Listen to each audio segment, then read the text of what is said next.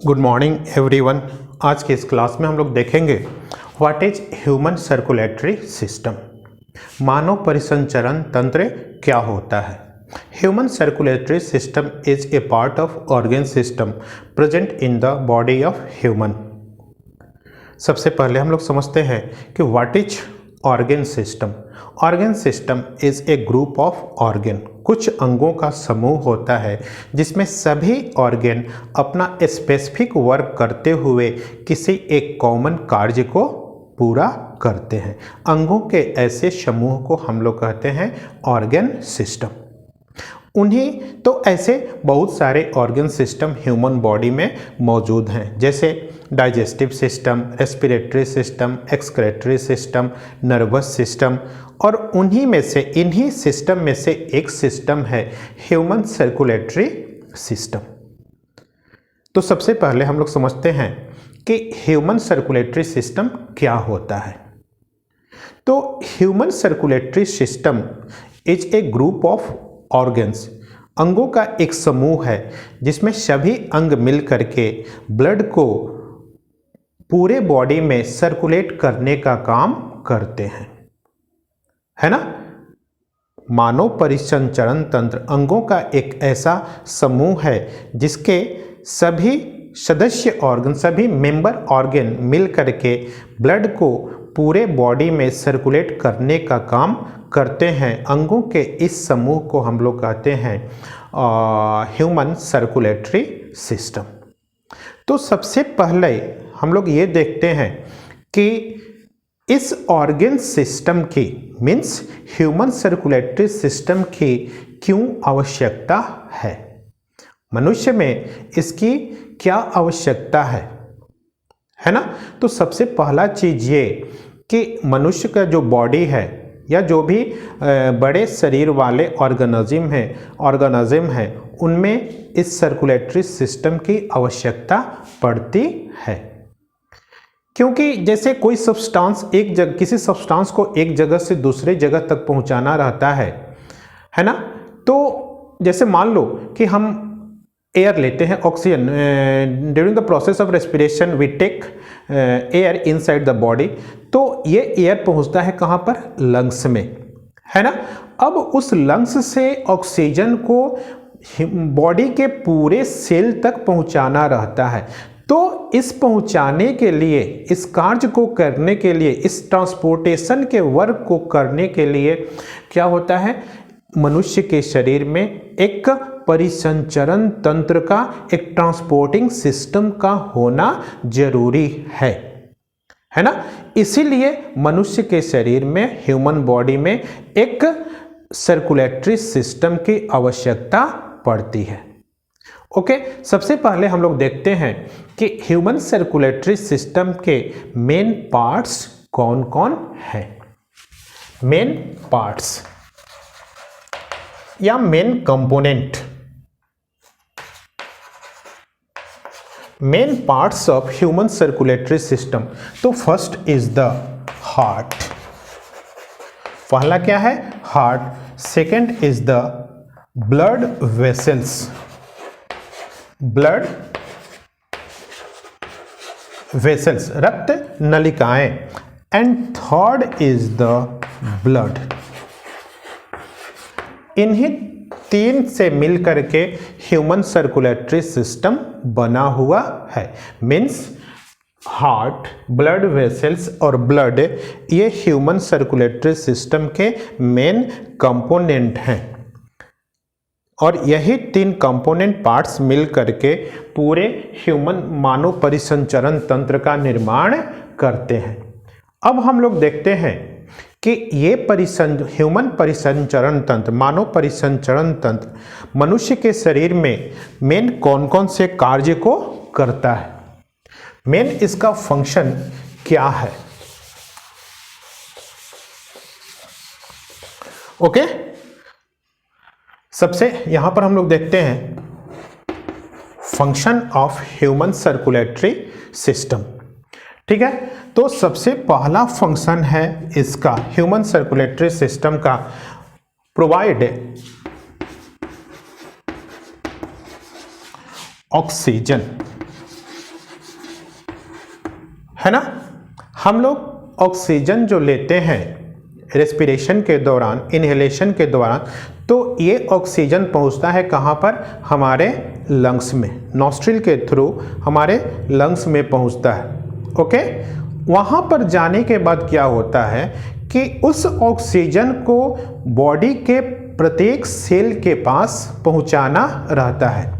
Means lungs से oxygen को प्रत्येक कोशिकाओं के पास पहुंचाना रहता है, और इस ट्रांसपोर्टेशन के लिए, means transportation of oxygen from lungs to every cell of the body is done with the help of blood, है ना। यहाँ से लंग्स से ऑक्सीजन को कैरी करके कोशिकाओं तक ले जाने का काम कौन करता है, यही हमारा सर्कुलेटरी सिस्टम। कौन सा करता है, सर्कुलेटरी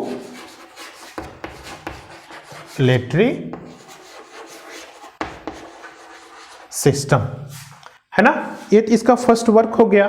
दूसरा वर्क क्या है, प्रोवाइड न्यूट्रिएंट्स। हम लोग भोजन लेते हैं और वो भोजन कहाँ जाता है, एलिमेंट्री कैनाल में। वहाँ पर फूड का डाइजेशन होता है, और आफ्टर डाइजेशन उस डाइजेस्टेड फूड की आवश्यकता किसको है, उस डाइजेस्टेड फूड की आवश्यकता बॉडी के प्रत्येक सेल को है। तो एलिमेंट्री कैनाल से न्यूट्रिएंट्स को, डाइजेस्टेड फूड को प्रत्येक सेल तक ले जाने का काम कौन करता है, हमारा सर्कुलेटरी सिस्टम। ओके, हमारा सर्कुलेटरी सिस्टम क्या करता है, डाइजेस्टिव सिस्टम से, एलिमेंट्री कैनाल से डाइजेस्टेड फूड को अपने साथ डिजॉल्व करता है, और फिर उसको कैरी करके कोशिकाओं तक ले जाता है और कोशिकाओं को देता है ना। तो दूसरा मेन फंक्शन क्या हुआ इसका, प्रोवाइड न्यूट्रिएंट्स, है ना। सेल तक न्यूट्रिएंट्स को पहुंचाने का काम करता है कौन, हमारा circulatory system. Okay, the third work is the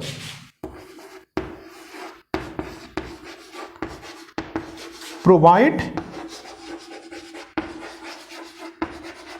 hormones, है ना।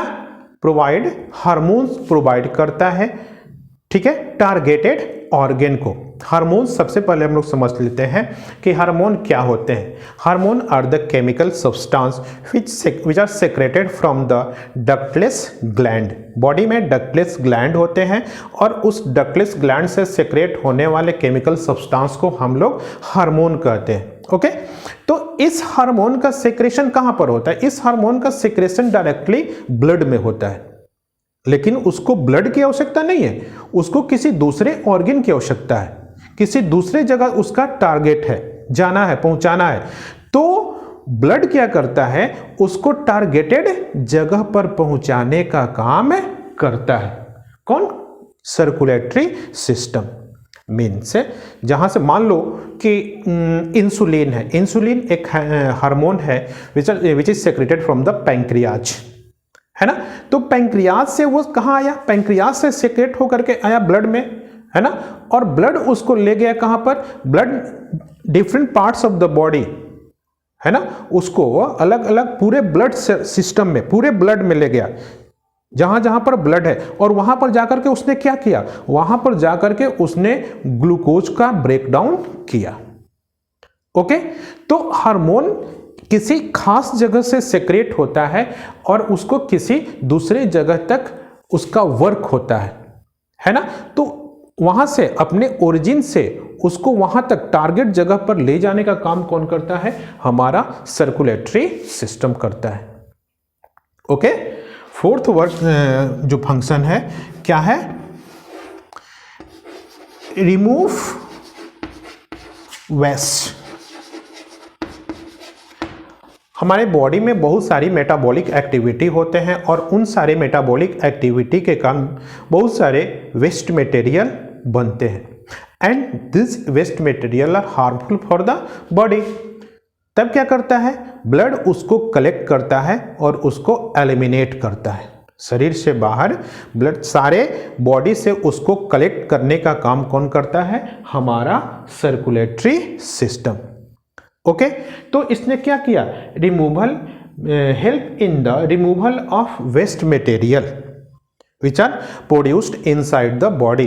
क्यों, यदि ये इसका एक्यूमुलेशन बॉडी में होता रहे तो क्या होगा, वो बॉडी के लिए क्या होगा, हार्मफुल होगा, है ना।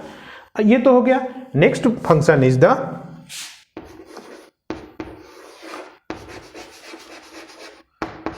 Maintain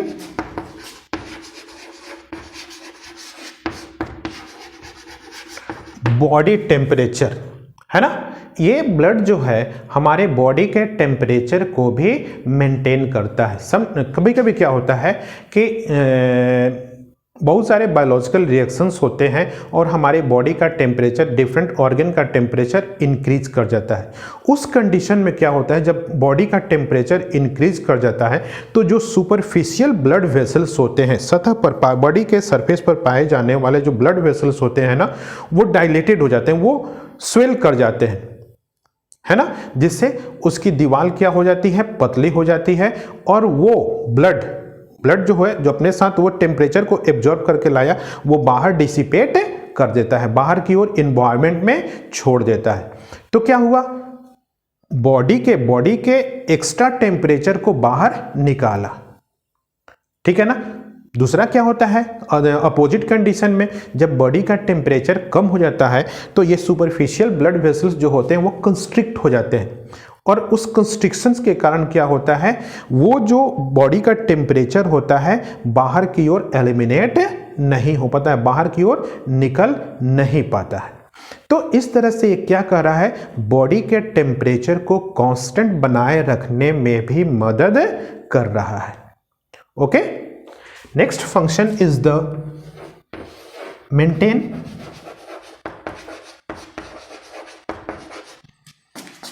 pH level. Circulatory system क्या होता है, हमारे बॉडी के पीएच लेवल को मेंटेन करता है ना। पीएच लेवल का मतलब क्या होता है, पीएच लेवल का मतलब होता है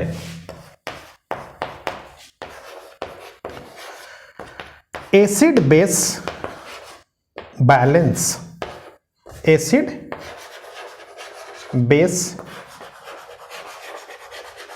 बैलेंस इन द ब्लड, है ना। जो नॉर्मल पीएच वैल्यू होता है हमारे बॉडी का, ब्लड का, वो होता है 7.40।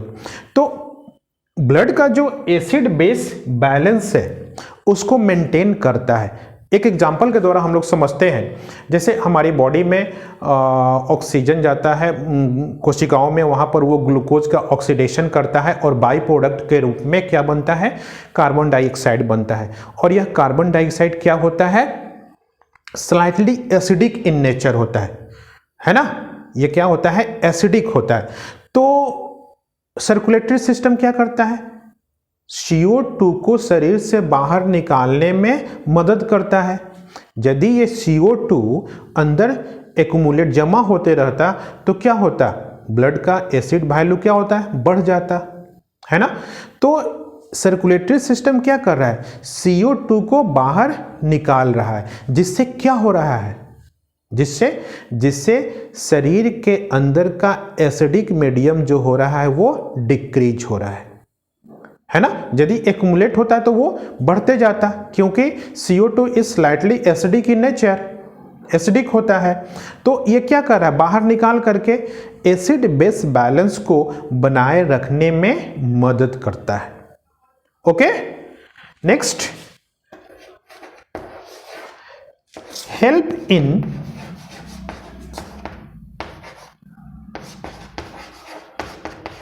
Protection from disease. हमारे सर्कुलेटरी सिस्टम में सर्कुलेटरी फ्लूइड जो होता है, ब्लड होता है, जो एक ब्लड सेल होता है वो एक, उसमें से एक है blood cell WBC, white blood corpuscles, and white blood corpuscles work as a patrolling. वो क्या करता है, पूरे बॉडी में ब्लड के साथ मूव करते रहता है, और जहां पर भी उसको मिलता है कि कहीं से कुछ बाहरी harmful bacteria inter inside the body, तब वो क्या करता है, उसको कैप्चर कर लेता है और उसको मार डालता है by the process of phagocytosis. वो उसको निगल जाता है और उसका ब्रेकडाउन उसको तोड़ डालता है और उसको मार डालता है। तो इस तरह हम लोग देख रहे हैं कि ह्यूमन बॉडी में जो सर्कुलेटरी सिस्टम है वो इतने प्रकार के वर्क को कर रहा है। क्या कर रहा है, ऑक्सीजन प्रोवाइड कर रहा है, न्यूट्रिएंट प्रोवाइड कर रहा है, हार्मोन प्रोवाइड कर रहा है, वेस्ट मटेरियल को एलिमिनेट करने में मदद कर रहा है। सेकेंड, अगला क्या है, मेंटेन बॉडी टेम्परेचर को कांस्टेंट बनाए रखने में मदद कर रहा है। और क्या कर रहा है, पीएच वैल्यू को भी मेंटेन कर रहा है। Next is the help in protection from different types of disease. Body में बाहर से इंटर किए हुए बैक्टीरिया को मारने का भी वर्क करता है। अब हम लोग समझते हैं how many types of circulatory system, ये सर्कुलेटरी सिस्टम कितने प्रकार का होता है।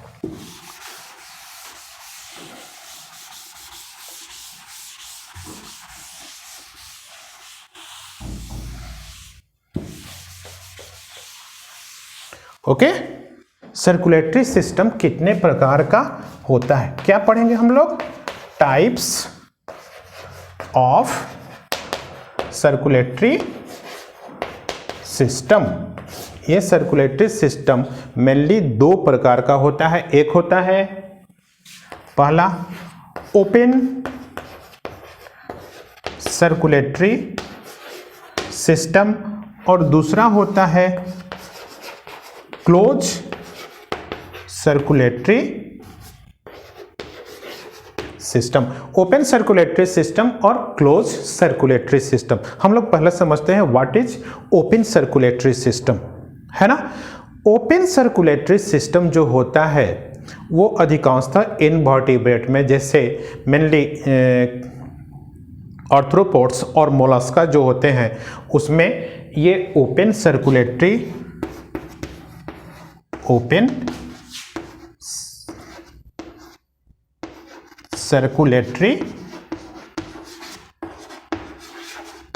सिस्टम, जैसे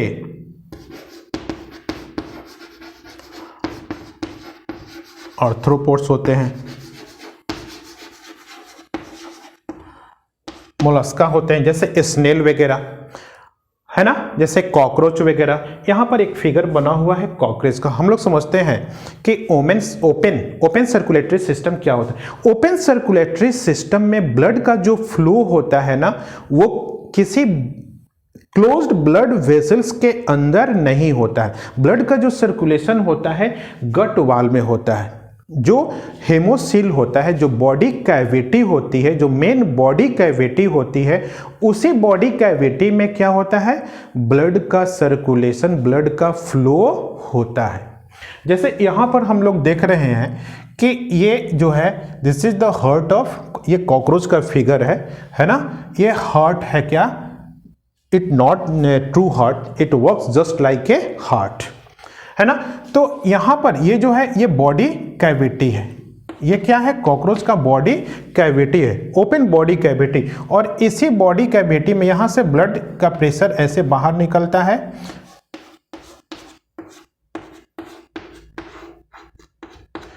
फिर वो चला जाता है ब्लड वेसल्स के अंदर और ये इससे फिर बाहर निकलता है। तो यहाँ पर ब्लड का जो सर्कुलेशन हो रहा है, ब्लड का जो फ्लो हो रहा है, वो ओपन कैविटी में हो रहा है। उस कैविटी को हम लोग होमोसील भी कहते हैं, हेमोसील, ठीक है। यहाँ पर कोई ऐसी रक्त नलिकाएं नहीं होती हैं जहां पर जिसके अंदर ब्लड का सर्कुलेशन होता है। तो जब ब्लड का सर्कुलेशन ओपन बॉडी कैविटी में हो, किसी ब्लड वेसल्स में ना हो, तो इस प्रकार के सर्कुलेटरी सिस्टम को हम लोग कहते हैं ओपन सर्कुलेटरी सिस्टम। जैसे इसका एक कॉमन एग्जांपल हम लोग देखते हैं कॉकरोच, है ना। तो यदि चूंकि ये इसका सर्कुलेशन, ब्लड का सर्कुलेशन कहाँ पर हो रहा है, ओपन हो रहा है, किसी पतली नली में नहीं हो रहा है, इसलिए यहाँ पर ब्लड का जो फ्लो होता है वो बहुत स्लो होता है ना, धीमी गति से ब्लड का फ्लो होता है। तो ऐसा सर्कुलेटरी सिस्टम जिसमें ब्लड का फ्लो बॉडी कैविटी में होता है और वो क्या डायरेक्ट ऑर्गन के टच में रहता है। ब्लड जो होता है डायरेक्ट ऑर्गन के टच में रहता है और ब्लड का फ्लो किसी बंद नली के अंदर नहीं होता है। तो ऐसे सर्कुलेटरी सिस्टम को हम लोग कहते हैं क्या, ओपन सर्कुलेटरी सिस्टम। और दूसरा देखते हैं close circulatory system. Close circulatory system क्या होता है?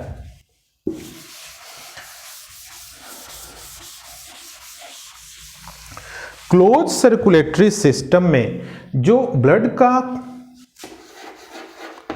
क्लोज्ड सर्कुलेटरी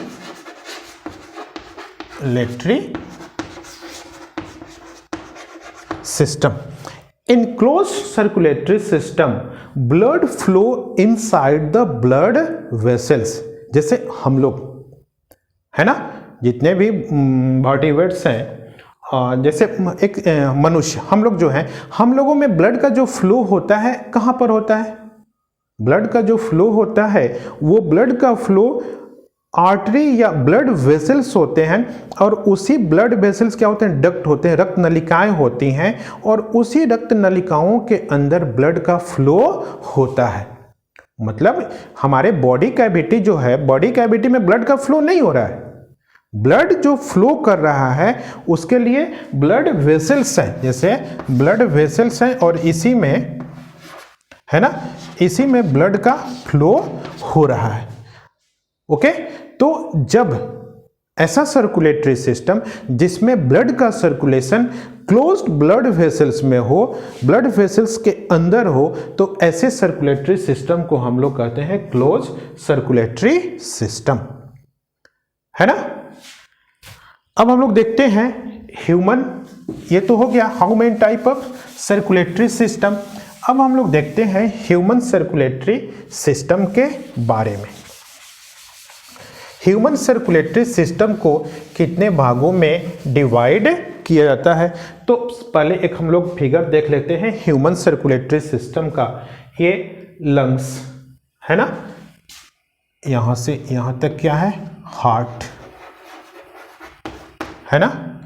अब देखो ये हार्ट हो गया है ना, ये लंग्स है ना, ये different body cell.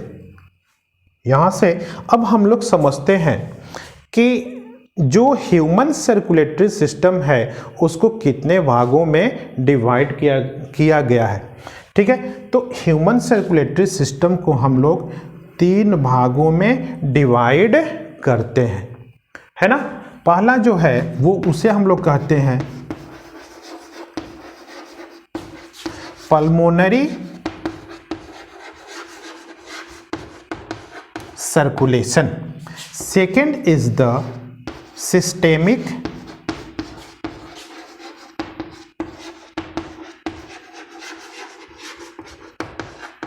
Circulation and third is the portal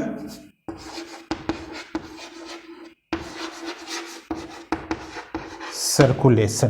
human circulation को, ह्यूमन सर्कुलेटरी पाथ को, ह्यूमन सर्कुलेटरी सिस्टम को 3 भागों में डिवाइड किया गया है, पल्मोनरी सर्कुलेशन, सिस्टेमिक सर्कुलेशन और पोर्टल सर्कुलेशन।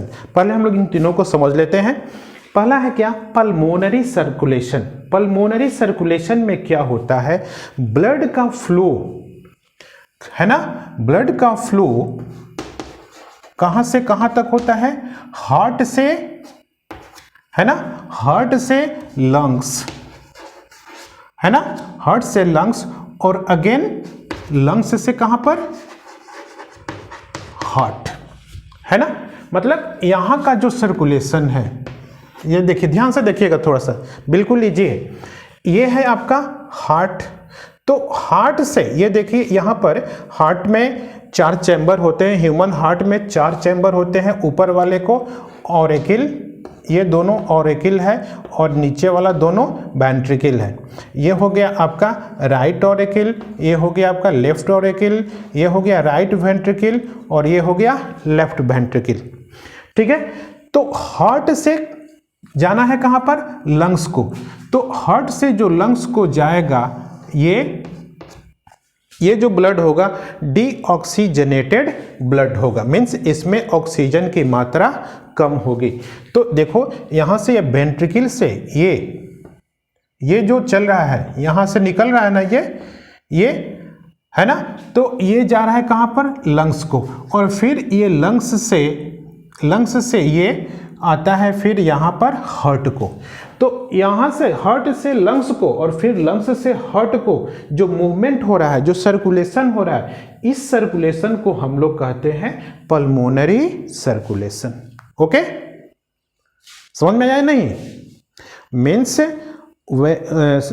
ह्यूमन सर्कुलेशन का वह भाग जिसमें ब्लड का फ्लो हार्ट से लंग्स और अगेन लंग्स से हार्ट, हार्ट से लंग्स और लंग्स से हार्ट, यहां से फिर ये चला गया कहां को? हार्ट को।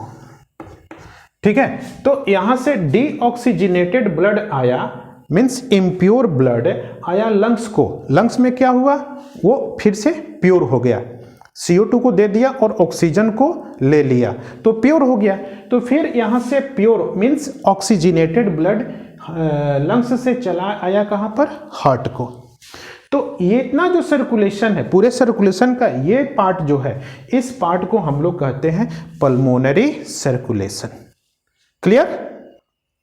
नेक्स्ट है सिस्टेमिक सर्कुलेशन। सिस्टेमिक सर्कुलेशन ये पहला हो गया। सिस्टेमिक सर्कुलेशन ये इसमें क्या होता है? दूसरा है ना, सिस्टेमिक सर्कुलेशन से ब्लड का फ्लो होता है हार्ट से टिश्यू और अगेन टिश्यू से हार्ट।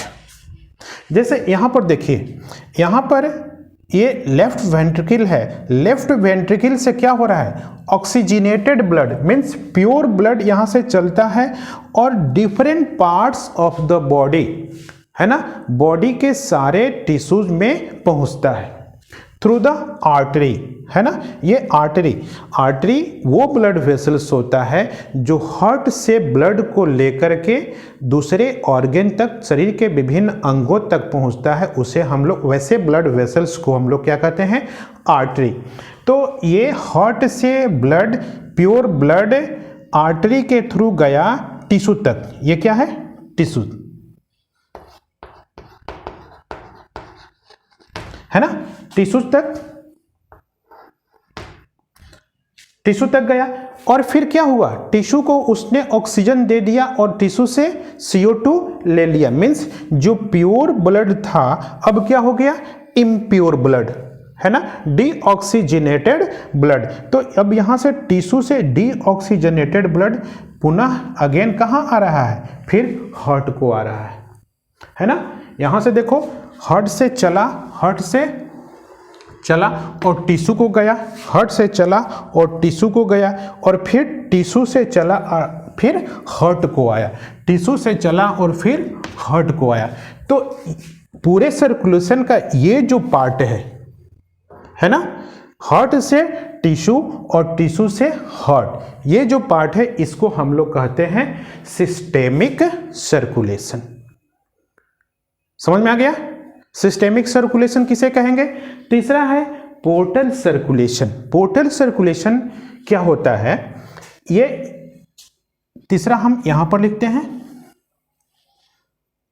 ये तीसरा जो ह्यूमन का गट एरिया है ना, एलिमेंट्री कैनाल का एरिया है, वहां से जो ब्लड का फ्लो होता है, माने blood from gut area, gut area समझ रहे हैं? मीन्स एलिमेंट्री कैनाल का जो एरिया है, पूरे एलिमेंट्री कैनाल से ब्लड कहाँ जाता है? गट एरिया से ब्लड जाता है लीवर को, ठीक है। गट एरिया से circulation of blood from gut area via liver और थ्रू कहां तक? हार्ट तक, ठीक है ना। माने पूरे एलिमेंट्री कैनाल से ब्लड कलेक्ट होकर के कहां पहुंचता है? लीवर को पहुंचता है, और लीवर से वो फिर कहां जाता है? हार्ट को जाता है। तो ब्लड के इस सर्कुलेशन को हम लोग कहते हैं क्या? Portal circulation. ओके, तो ह्यूमन सर्कुलेटरी सिस्टम को 3 भागों में डिवाइड करते हैं, पल्मोनरी सर्कुलेशन, सिस्टेमिक सर्कुलेशन और पोर्टल सर्कुलेशन, है ना। पल्मोनरी सर्कुलेशन का फ्लो कहां से कहां तक होता है? हार्ट से लंग और लंग्स से हार्ट, हार्ट से लंग्स और फिर लंग्स से हार्ट। दूसरा क्या है? Systemic circulation. सिस्टेमिक सर्कुलेशन कहाँ होता है? हार्ट से टिश्यू और फिर टिश्यू से हार्ट, हार्ट से टिश्यू और फिर टिश्यू से हार्ट, है ना। तीसरा है portal circulation, means inside the body the blood from the gut area moves via liver to the heart, है ना। गट एरिया से टोटल ब्लड कहाँ जाता है? लीवर को जाता है, और फिर लीवर से वो कहाँ जाता है? हार्ट को जाता है। तो इस सर्कुलेशन को हम लोग कहते हैं पोर्टल सर्कुलेशन। तो यहाँ तक हम लोग समझ लिए क्या क्या कि सर्कुलेटरी सिस्टम क्या होता है, कितने प्रकार के सर्कुलेटरी सिस्टम होते हैं, है ना। सर्कुलेटरी सिस्टम के मेन पार्ट्स कौन है, और ह्यूमन सर्कुलेटरी सिस्टम को कितने भागों में बांटा जाता है। अगले क्लास में हम लोग समझेंगे structure of heart, blood vessels, कैसे इसकी बनावट कैसी होती है ना। अगले क्लास में हम लोग इसके बारे में समझेंगे। फिर heart blood structure of blood, पूरे सर्कुलेटरी सिस्टम को हम लोग 3 भागों में डिवाइड करेंगे। एक में हम लोग इंट्रोडक्शन कर लिए कि सर्कुलेटरी सिस्टम, दूसरे में हम लोग स्ट्रक्चर देखेंगे सर्कुलेटरी सिस्टम का और उसके मेन पार्ट्स का स्ट्रक्चर देखेंगे। तीसरे क्लास में हम लोग देखेंगे कैसे ये फंक्शन करता है। तो इस क्लास में हमको लगता है कि ये आप लोगों का क्लियर हो गया होगा। यदि कोई प्रॉब्लम हो तो व्हाट्सएप नंबर पे मेरे राइज करके आप पूछ सकते हैं। Okay, thanks.